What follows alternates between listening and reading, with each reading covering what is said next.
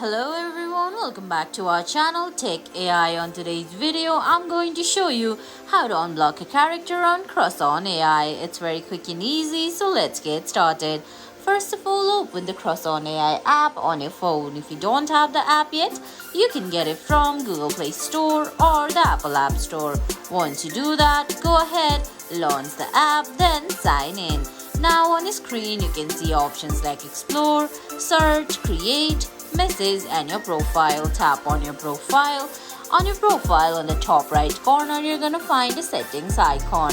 Tap on it, then you'll see options like language, auto translate, account settings, manage account, and finally my blocks. Tap on my blocks. Under my blocks, you can see categories like users, characters, memories, and tags. Select characters, then look for the character that you want to unblock. Then on the right side of each character that you blocked, you're gonna see an unblock icon. Tap on it, then the character will be unblocked. And guys, that's it.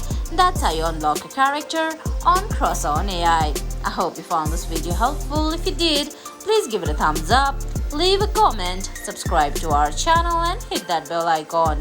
See you in the next video. Thanks for watching.